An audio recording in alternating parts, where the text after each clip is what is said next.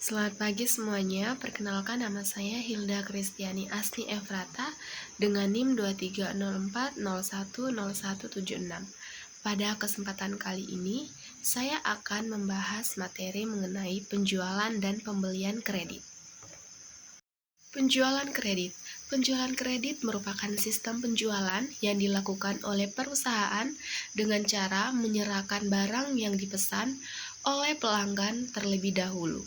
Kemudian, perusahaan memberikan jangka waktu tertentu dan perusahaan akan melakukan penagihan pembayaran kepada pelanggan ketika sudah jatuh tempo pembayaran.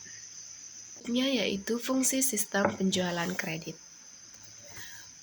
Yang pertama yaitu fungsi penjualan, bertanggung jawab untuk menerima pesanan pembeli, mengedit pesanan pelanggan untuk menambahkan informasi yang tidak ada pada surat order, seperti spesifikasi barang dan rute pengiriman, meminta otorisasi kredit, menentukan tanggal pengiriman dan gudang dari mana barang akan dikirim, dan mengisi surat order pengiriman, dan fitur ini juga bertanggung jawab untuk membuat back order ketika diketahui bahwa tidak ada persediaan yang tersedia untuk memenuhi pesanan pelanggan.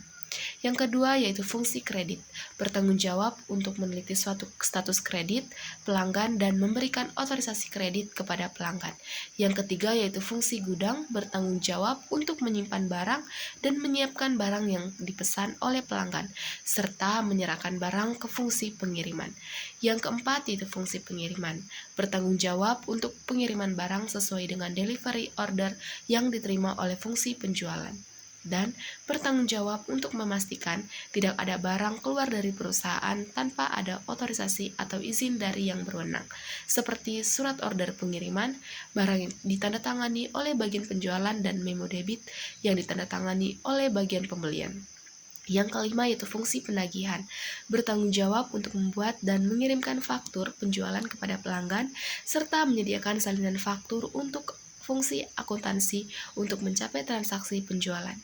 Yang keenam, fungsi akuntansi, bertanggung jawab atas pencatatan piutang yang timbul dari transaksi penjualan kredit dan pembuatan dan mengirimkan laporan piutang kepada debitur, pembuatan laporan penjualan. Selanjutnya yaitu dokumen yang digunakan dalam sistem penjualan kredit. Yang pertama, surat order pengiriman dan tembusannya adalah dokumen penting dalam sistem penjualan kredit. Surat order pengiriman merupakan dokumen pokok yang memberikan otorisasi kepada fungsi pengiriman untuk mengirimkan barang.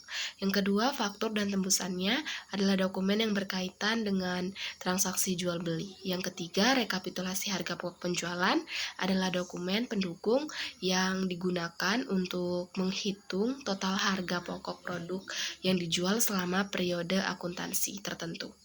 Data yang dicantumkan dalam rekapitulasi harga pokok penjualan berasal dari kartu persediaan.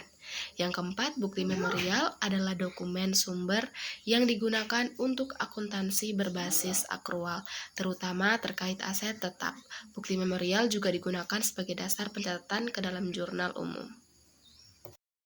Selanjutnya yaitu pembelian kredit. Pembelian kredit adalah sistem pembelian barang atau jasa yang dilakukan perusahaan di mana dalam pembayaran yang dilakukan secara bertahap atau angsuran kepada pemasok dengan terlebih dahulu mendapati otorisasi terhadap pembelian yang dilakukan.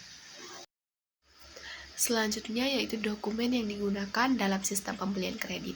Yang pertama, surat permintaan pembelian atau SPP adalah formulir yang diisi oleh bagian gudang atau pemakai barang untuk meminta fungsi pembelian melakukan pembelian barang. Dalam surat permintaan pembelian dijelaskan jenis, jumlah, dan mutu barang yang ingin dibeli. Yang kedua, permintaan penawaran harga atau SPPH adalah surat niaga yang berisi permintaan penawaran dari calon pembeli kepada perusahaan penjual produk atau jasa. Yang ketiga, surat order pembelian atau SOP adalah dokumen resmi yang dibuat oleh bagian pembelian perusahaan untuk memesan barang atau jasa kepada pemasok. Yang keempat, laporan penerimaan barang atau LPB adalah dokumen yang dibuat oleh fungsi penerimaan untuk menunjukkan bahwa barang yang diterima telah sesuai dengan surat order pembelian. Yang kelima, surat perubahan order dokumen yang dibuat jika tiba-tiba terdapat order yang berubah seperti kuantitas, spesifikasi, dan lain sebagainya. Yang keenam, bukti kas keluar adalah bukti transaksi yang dibuat oleh pemegang dana kas kecil bahwa telah mengeluarkan sejumlah uang tertentu untuk keperluan pembayaran. Materi yang selanjutnya yaitu flowchart pembelian kredit. Yang pertama yaitu bagian gudang. Melakukan pengecekan terhadap pembelian barang, lalu membuat surat permintaan pembelian atau SPP rangkap 2. Lembar pertama dikirim ke bagian pembelian, lalu lembar kedua disimpan sebagai arsip. Lalu menerima surat order pembelian atau SOP dari bagian pembelian, lalu berdasarkan SOP dan faktur yang diterima dari bagian pembelian, membuat laporan penerimaan barang atau LPB rangkap 3. Lembar pertama dikirim ke bagian pembelian, lembar kedua ke bagian keuangan, dan lembar ketiga disimpan sebagai arsip. Yaitu bagian pembelian. Yang pertama menerima SPP dari bagian gudang, lalu berdasarkan SPP membuat surat permintaan penawaran harga atau SPPH yang dikirim ke supplier.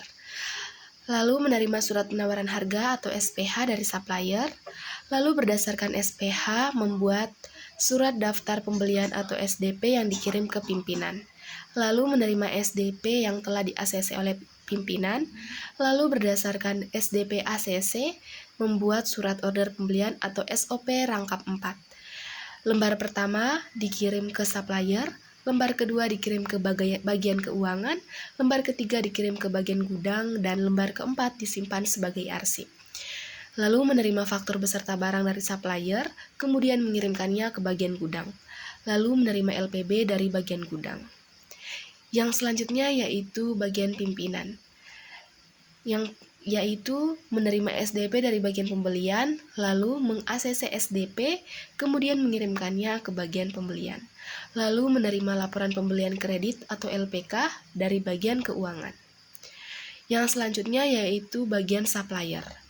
Yang pertama yaitu menerima SPPH dari bagian pembelian, lalu berdasarkan SPPH membuat SPH yang dikirimkan ke bagian pembelian, lalu menerima SOP dari bagian pembelian, lalu berdasarkan SOP membuat faktur 2 rangkap.